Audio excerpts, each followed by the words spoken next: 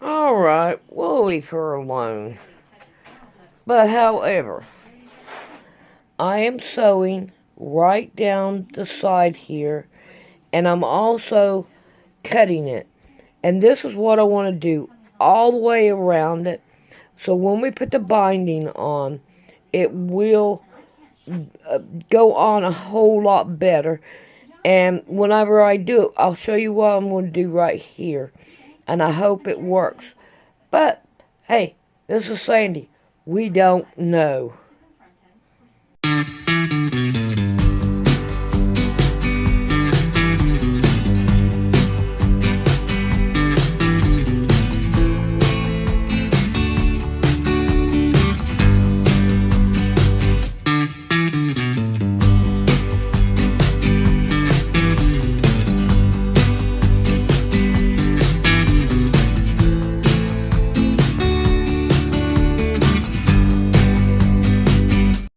Ordered it or not, I have no idea who ordered his assassination. When you were in Denny Plaza, did you see any other people there that you recognized that may have been involved with the mob or either with the CIA? Yes, I did. I saw Frank Sturgis, and at one point I'm going to say he was probably no more than 40, 50 feet away. And again, later when I looked at him when I was farther from the yard, I was about 40 yards from him, maybe 35 yards away. And I scanned the crowd, I saw him. He was still there at the time of the assassination, and I was looking at him through a 3-power scope also. But I scanned the crowd to see if he was still there, and he was there. Anyone else that you recognized? You told me at one time it looked like Old Home Week. Excuse me, could we cut? Sure.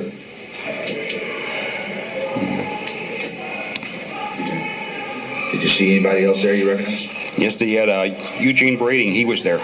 James Braden, some people referred to him as, but I knew him as Eugene Braden. Why was he there? That I have no idea. I never talked to the man there, never discussed anything with the man. But I know that he had been there with Johnny Roselli and with Charles Nicoletti because he was at the Dallas Cabana that morning, and he had been out front talking to John Roselli when I pulled up in the Chevrolet. Why was Sturgis there? I have no idea. I never discussed anything with Sturgis, but I knew him very well, and I know it was him. Did you ever see Sturgis with Nicoletti or Roselli, or was he involved in planning in any way or anything? As far as I know, Frank Sturgis had no involvement in the planning, and I had never saw him speak with Mr. Nicoletti or Johnny Roselli that morning, although Sturgis did know John Roselli, but they wasn't together that morning to my knowledge.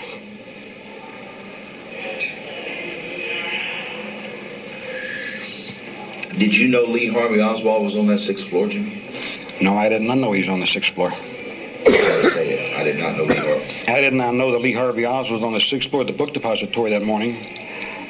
I wasn't even sure he was in the building or anywhere around because I had not seen Lee Harvey Oswald that day. Did Nicoletti or Roselli ever tell you that Oswald was part of, quote-unquote, the hit? Chuck told me that Lee Harvey Oswald was going to show me around the area down there, and that's why he had that someone had got a hold of Lee Harvey Oswald and told him where I was at the Mesquite Hotel over there in Mesquite, and he had showed up there the second day I was in town. But like I say, Lee Harvey Oswald and I never discussed anything about the assassination, even though I assume we both knew what was happening, but we never discussed it. Is there anything you can tell me about the death of Officer J.D. Tippit? I do not wish to touch base on that. I have no comment on that. Do you know who killed him? Yes, I do. Is the man still alive? The man that killed T.J. Tippit is still alive. He was alive as of 3 years ago. I haven't talked to him in the past 3 years. But Lee Harvey Oswald did not kill T.J. Tippit. Because the man that killed the police officer that afternoon had come by my hotel and told me, he said, things got messed up today. He said, and I killed a cop. And my remarks to that was, well, you did what you had to do. And he left shortly thereafter. So then there was one other person that was part of the team other than you and Nicoletti Roselli? The person I'm referring to now was not a part of the team to assassinate John F. Kennedy. As far as I know, his job would have been to kill Lee Harvey Oswald, from what I understood, without asking any direct questions, because I did not want to know what anyone else was doing. All I wanted to know was what my assignment was, what I was to do, and the least I know about other people, the better off I am, because I didn't want very many people knowing who I was or what I'm doing. Would you have known who would have given him orders to kill Officer Tippit? No, I would not, because that contract would have come from a different source. Did you see Jack Ruby in that plaza that day? Yes, Jack Ruby was in the plaza that day. Where was he? At one point, he was standing on the same side with his back to me from the grassy knoll, down close to the sidewalk. But I didn't watch other people in the plaza that day. I scanned the crowd. I just seen a few faces. But I was solely concentrated. The few moments that I had the weapon out looking through the scope, I was concentrating on the primary target. And when that was over with, I wasn't looking behind me to see who was coming or who was running. And I remember when the shots had been fired and it was all over, nobody responded immediately. I don't care how fast they say the police acted. People were stopped. They were stunned, including the police officers. And the police officers on the motorcycles, they took them, I'm going to say maybe 10 seconds before they even responded to what was happening. It's like everybody was waiting for someone to tell them what to do. And at that point, I started to walk away. There had been a couple of people in the vicinity that I was in.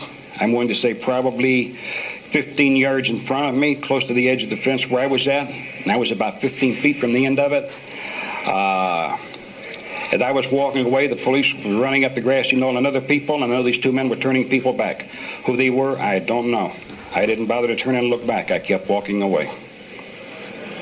Did you notice a man dressed in a suit and tie, and I believe he had a hat on with a camera, sitting up on the pergola? No, I did not notice him. I'm talking about Abraham Zapruder. Yeah, I did not notice him. I was still walking. But if I would have seen someone making my picture at that point, I don't understand what my reaction would have been. I know after I'd put the fireball away, I know I had a Colt 45 inside my pocket on the left side of me. My briefcase was in my right hand. And I was prepared to shoot my way out there if it came down to that. There was a picture made of you behind the fence. It was taken by Mary Mormon from across the street. You probably couldn't see her. Does that surprise you? Yes, it surprised me, because I really figured everyone who had cameras would have been pointed at the motorcade. Because when I pulled my weapon from the briefcase, at that point, there's nobody standing down there looking at me or looking up at the knoll. Everybody is waiting for the motorcade to make the turn to come down through there, and everyone's exciting, and the uproar and the people murmuring, the noise is louder at this point. And like I say, there's no one looking behind them. Even the security and the police officers that are situated through the crowd, there's nobody looking at areas, there's nobody looking at rooftops, there's nobody looking at windows that I could see. Everybody is concentrating strictly on the motorcade. I have a picture of you standing behind the fence. Will you autograph it for me someday? Someday. Okay. But not now. I understand. I had to ask you that. Okay. What type of shell was in the fireball that you fired? Could you tell me about the fireball? The fireball was designed basically in early 61, manufactured and produced. A few production models came out in 61 and 62. But the barrel was too thin and they kept exploding on us. And finally they got the barrel redone and reboards that heavier, the material. And from originally it went from a 221 to a 222 caliber, which is nothing but a 22 shell over-exaggerated and expanded for higher velocity. But what it fired was a 221, and it's called the XP-2100 Remington Fireball. But it took a 222 casing. And it's a single-shot, bolt-action pistol, scope mounted on it. And it was a pistol that was actually way ahead of its time. If you used to see one, I don't know if they're going to show you a picture of one or not, but it is a very beautiful handgun and one of the most elite pistols I believe ever manufactured. Although a lot of your people like 44 Magnums and everything else and 357s, at this point I prefer a smaller caliber for something like that because at 100 yards the gun is very effective. Because most people take a pistol to be only good for 30, 40 feet. And something that you would use in the room, but a Remington Fireball is more of a modified cut-down rifle. It shoots a regular shell? Or? 222. It's 222. It's a lot longer than your average 222, or it's a lot longer than your average 22 round that you'd put into a 22 rifle. And it's a special casing, and you could not fire this through a 22 rifle, through a 22 caliber. But now, correct me if I'm wrong, the Remington Fireball XP-100 will fire both 221s and 222s? Yes, it will. It takes some sort of modification, though, Yes. to fire 222. What exactly does it take? The barrel had to be reinforced. If you didn't have the barrel reinforced, the barrel could possibly blow up in your face. Did you shoot a regular shell in it, or was it some sort of loaded or modified shell? Or I shot a 222 with a mercury load in it. We used a mercury load. The 222 was designed to fragmentate. But what a lot of people didn't realize at that time, because the gun was still an early production model and didn't go on sale to the public until 1963, but the 222 had a habit that would ricochet if it didn't get a direct hit. And we couldn't afford for something to ricochet. So that was why I had a friend of mine that made special rounds for me at that time, and I had taken 6 rounds with me down there. And wherever you hit at, if you got any type of bone structure, the round would fragmentate and explode. And the round would be traveling at approximately about 3,100 feet per second, which meant you would get penetration and explosion. But without the mercury load and I did not get a direct hit, there's a strong possibility that it would ricochet, and I would not have time to reload and fire a second shot. who gave you the orders to shoot John F. Kennedy? Charles Nicoletti that morning at 10:30. And we didn't know if I was going to shoot it or not. I was only in there as backup in case something went wrong or they missed. Do you know where Mr. Nicoletti got his orders? He got his orders from Sam Giancana. Would you have any idea where Mr. Giancana got his orders, or if he even got an order? I would have no knowledge of that whatsoever. Would Tony Accardo have been involved? If Sam Giancana handed something out, I would say yes, that Mr. Tony Accardo had to be involved. Would any of the other families would have been involved? Or do you have any way of knowing? I have no way of knowing. But I don't believe this is something that Mr. Giancana would engineer on his own. So word had to come from somebody who approached those people. I have no knowledge. I can only go back to point to Mr. Nicoletti, Johnny Roselli, and myself at that point. And Lee Harvey Oswald, on his part, showing me around the area, letting me know the major roads there and where I could go out and test fire a weapon. Has anybody paid you any money for this interview, Jim? Nobody has paid me any money for this interview, and I've asked for nothing. Why are you telling all of this? Why are you coming forth with this after 30 years? In the beginning with this, Mr. Joe West had got a lead on me and came to me. He wrote me a letter. I denied any knowledge of it. Told him he had me mistaken with someone else. And they had been calling the institution. The counselor came one day while I was on visit and wanted me to call somebody on the phone. I told him I'm here 365 days a year. Don't bother me while I am on my visit. They can talk to me some other time, or you can talk to me anytime you want to, because I'm locked up here. And the following day, they got me out of my cell and said they wanted me to call Mr. West. And at that point, I called Mr. West, and I told him at that time, I said, Mr. West, you have approximately 3 minutes to convince me why I should even talk to you. That's exactly what you said. And those are my exact words. I heard the tape. And Mr. West started talking to me on the phone, and he started touching personal points. And the phone calls in the prison are all recorded. And I told him, I said, whoa, stop. I said, Mr. West, if you wish to see me or talk to me, come see me. I don't want to talk on the phone no more. Mr. West immediately, therefore, came to visit me. The first day, him and I sit and we talked basically about weather, sports, about a lot of other things, because I had refused to discuss the Kennedy assassination with him. He came back the second day. I felt more comfortable with him.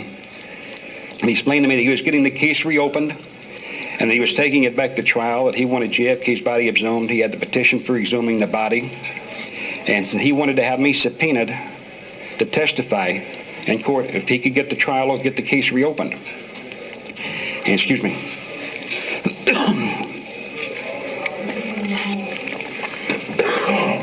Good break. Yeah. I'm about to die. Yeah. Okay. At this point, I told him, I said, if he could get me immunity, I said, I can't talk about it for the simple reason I'll be facing criminal charges. And he told me that he had an excellent attorney, and what they would do is they would try to proceed to get me immunity so that I could come forth and talk if I was subpoenaed. And at that point, we said we talked for a while, and I agreed that I would testify and come forward if they got me the immunity. Things didn't go accordingly as planned, and I don't know how to say a lot of it, but the government went around the proper parties and They came to visit me, and we had a situation that I don't want to touch base on at this time, and my life has already been threatened over this whole mess, and I'm giving this tape right now, and I don't want to be identified at this time, but I'm not coming forward for any patriotic causes, but I'm coming forward only because of Mr. Joe West himself. Who has threatened you, Jimmy? I have been threatened by both organized crime and by the government. Can you identify the people of the government who threatened you? I wouldn't do that because I've never given up anyone in my life, and I won't start now. If they wish to kill me, then I have to accept the fate that comes with it, but I will not finger point anyone or anything like that at this time. Has the FBI been here to visit you? Yes, the FBI was here to visit me. And the FBI has tried to discredit me on a lot of things. But people that you have conversed with that has things, and I've given you information, not to put anybody in prison, I've given you information on special operations that was carried out by the government that no one could have possibly known about outside the agency itself. And I believe that you have corroborated my story on several different aspects. Do you know anything about the death of David Ferry? Yes, I do, but at this time I do not wish to discuss that.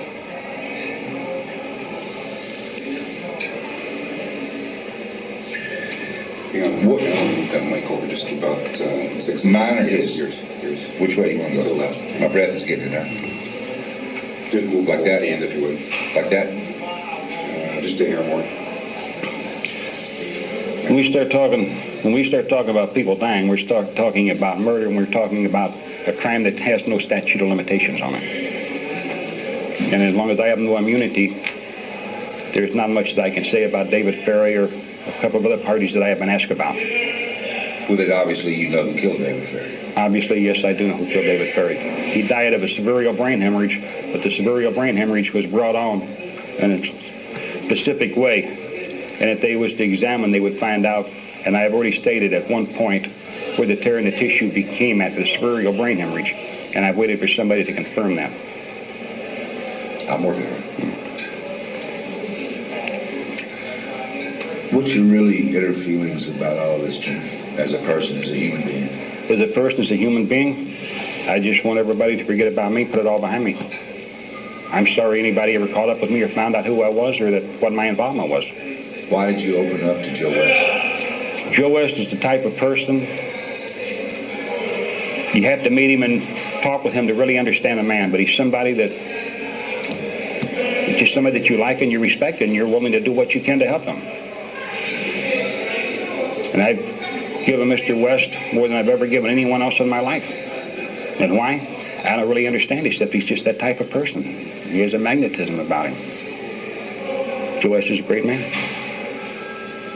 I knew him a short time, but the time that I've known him, I felt like I knew him all my life.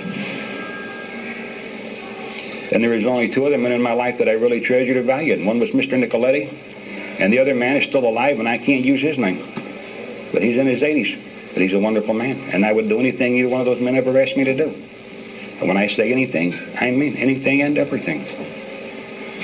Do you have any remorse about what happened in Dallas in November of '63? It's hard to have remorse for something that has been done for so long ago, and at that time everyone felt was right. And if I didn't like someone, how could I have remorse for someone that I didn't like? So you felt personally that Mr. Kennedy should have been taken out? Oh, I felt that all along. But my reasons was specifically because of the Bay of Pigs. But me and a lot of other Cubans felt that way. Because we felt betrayed. By John Kennedy? By John F. Kennedy. We had airborne waiting to go in. We had battle wagons ready. And they got no support whatsoever. They got slaughtered. They went to prison. They were captured. They were killed. They were punished, tortured. That's because Mr. Kennedy the president wouldn't give his word to go. And all he had to do was give the authorization. And the Cuban deal was all over. It was ours. But he took it from us. He had the power to say yes or no, and he said no. He vetoed it. Did you ever know a man named Richard Helms? Yes, I did. Deputy Director of the CIA. Did you ever know a man named Alan Dulles? I knew who he is, but I never met him personally. Did you ever know Antonio Viciani? Yes, I did. I consider him to be a good friend of mine. And to my knowledge, Antonio Viciani was not involved in the assassination of John F. Kennedy. Whether he had knowledge or not, I do not know, but I know he was heavily involved with the CIA and many other operations, certain groups, from the old White Hand all the way through Alpha 66 to the different groups we had. Was Mr. Helms involved? Mr. Helms knew about the organizations, but Mr. Helms gave me no directions direct from that. All my directives came from David Atlee Phillips, because David Atlee Phillips was my controller. I understand that it's a serious question, and I know you've already answered it once, but I just want to try to say it again. Do you have any knowledge at all of the CIA participating in the hit on Kennedy? The CIA never once told me that they were going to kill Kennedy. I never heard it from David Atlee Phillips or anyone else. Do you know how Charles Nicoletti got to Dallas? I do not know how Charles Nicoletti got there except for flying on commercial airlines. Johnny Roselli flew, and I know specifically on a MATS airline because he told me. On what kind of airline? MATS, Military Air Service. MATS is Military Air Transport Service, is what it stands for. We call it MATS. Could you give me a full sentence on that, Johnny? Okay, Johnny Roselli, the morning we were going to Fort Worth, he told me, he said he was in Washington. He said, I was in Washington yesterday. He said, I got lucky. I said, what do you mean lucky? He said, I caught a MATS fly it out. Well, for people who don't understand MATS, that's Military Air Transport Service. It was a military fly-it, and allegedly, like I say, I don't know who flew the plane. Johnny told me he was on it, but he said he was being flown in by the CIA. He said they flew him there. And basically, that's all I know of. And whether they had a flight going there or not, I don't know what that flight was all about. I never had knowledge, and I never asked people what they're doing or where they've been or any questions.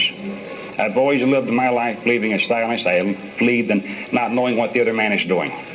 If you're doing something wrong, don't come tell me what you're doing, because I don't want to know in case you have a problem later. And I live that way here in prison. I have prisoners come up and tell me, we've got this coming in, we got that coming. I tell them, man, I don't want to know part of it. I don't want to know what you're doing. Don't tell me, because if you get snitched off, I don't want you thinking it's me. I recall that you mentioned, you want to take a pause and get some water a second? Mm-hmm. Okay. I'm going to ask you about that package. And I'm going to, I'll let you anytime you're ready. Tell me in your own words about the package that Mr. Nicoletti gave you after this. After many, many years, several years, we started having a small problem. Things were arising. And we had the Senate Intelligence Committee was calling people back, the Warren Commission, everybody had been involved in a lot of things, and we're getting a lot of static. And at this point, I had kept myself totally obsolete, local, out of the highlight, the spotlight. The only two people that knew I was in Dealey Plaza that day for sure was Johnny Roselli and Charles Nicoletti. Why do you think that is? Well, we never went around telling people what we'd done. If we went out and we did something, or we popped somebody, or made a hit on them, whatever you want to call it, we didn't go sit around the tavern and brag about it, or we didn't go down to the local restaurant and talk about what we'd done. So as far as Sam Giancana knew, Charles Nicoletti was the man who did the shooting. That's all he knew. He knew that he was there, and whether he knew Johnny Roselli was there or not, I don't know, but I would say yes, he knew Johnny Roselli was there. Start that sentence with the only thing Sam Giancana knew. As far as I know, the only thing that Sam Giancana knew for Dealey Plaza that day was the part of Charles Nicoletti and Johnny Roselli. Because Sam Giancana had never discussed it with me. Only Charles Nicoletti and Johnny Roselli and I admit to that point. Because we kept a very tight circle, and we always talked. The less people know, the better off we are, the safer we are. And as the years went by, Sam got killed, I believe, in June of 1975, Sam Giancana. He was killed at his home in 75. Charles Nicoletti, Johnny Roselli was next. He was killed, I believe, I don't remember the exact date, but I know it was September, I believe, of 76. And Charles Nicoletti, I remember that date because him and I were very, very close. And he wasn't supposed to go out that night unless I was with him. But he was killed at a restaurant in the west suburbs of Chicago at a place called the Golden Horns. And he was executed there that night. And that was on March 29th of 1977. Do you know anything about what happened to those three men or who might have done them in June? Well, on who killed those men, I do not know who the actual man was that killed Johnny Roselli or Charles Nicoletti. But the night that Sam Giancana was killed, I know that Johnny Roselli was in town that night. And I know that him and Sam Giancana was very close. And I figure he was probably the only one that could get into his house at the time of the morning that Sam would let him in. But to say he specifically killed him, I can't say that because I don't really know, because it was never admitted to me. But I know Johnny left and went back to Miami. But anyway, after Sam was dead, Johnny was dead. I didn't know who killed Charles Nicoletti, and if I had have known, I would have went after them myself. So that knowledge never became known to me. But right before Chuck was killed, we knew that there was a problem, and I'd been riding constantly with him and staying in his companionship, more or less as his bodyguard, watching on anyone that we went to meet. And I would usually carry 245s with me.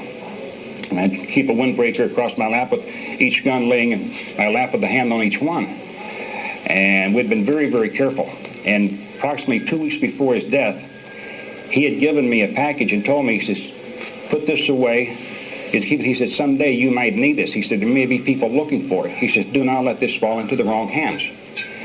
Well, I took the package and I wrapped it into cheesecloth and put some plastic around it and put it in a little metal box, and I went out and I buried it, put it where no one would find it. And I'd left it there. After his execution, and he was killed on March 29th of 77, I'm going to estimate it's probably between a week and a half to 2.5 weeks right thereafter, I don't know the exact date, that I was leaving one of our local clubs where we had card games going and making book and everything, and it's all shortly past midnight, I guess 1 o'clock in the morning, as I walked out, I was abducted, and I was gassed and thrown into a vehicle and taken away, and I'd been interrogated for roughly, I don't know, maybe day and a half, whatever it was, 2 days even. I'm not even sure how long they had me at that point, because when I come out of it, I was in pretty bad shape. But I had went through a very rough interrogation, and I knew it wasn't the outfit that did it, because if there was any doubt there, they would have killed me. So I figured it had to be a government agency that had picked me up. And they wanted the notes and the books and the diary of Charles, and I never gave it to them. And I was thrown from a car, left stripped, my legs and hands still bound behind me. I was picked up at one of the suburban towns of just west of Chicago. And the police recovered me, took me in, and then that family had been notified, and they wanted to take me to the hospital. And I didn't want to go to the hospital. And I went home, and I had my right-hand man come over at that point and stay like at the house with me, because I couldn't even get up and walk to the bathroom. He had to pick me up and carry me anywhere I went. That's how bad shape I was in. And at this point, my wife had already thought that I was dead, so had everybody else in town when I had been picked up and carried away that way. And as soon as I was able, I got up and made sure I wasn't being followed or watched by anyone. I went and I dug the package up. And the package that was there was identification for Secret Service. In that package, there was his personal diary that he had made a lot of notes on, things of people that had been killed over the years. And there was also the map that Johnny Roselli and I had received that morning in Fort Worth, and the man that was supposed to be Jack Ruby when we had met over there, and he had gotten that package. That map was there. And I destroyed that at that time, because I knew then that somebody was really after it and wanting it. But you kept Nicoletti's diary? Yes, I still got that.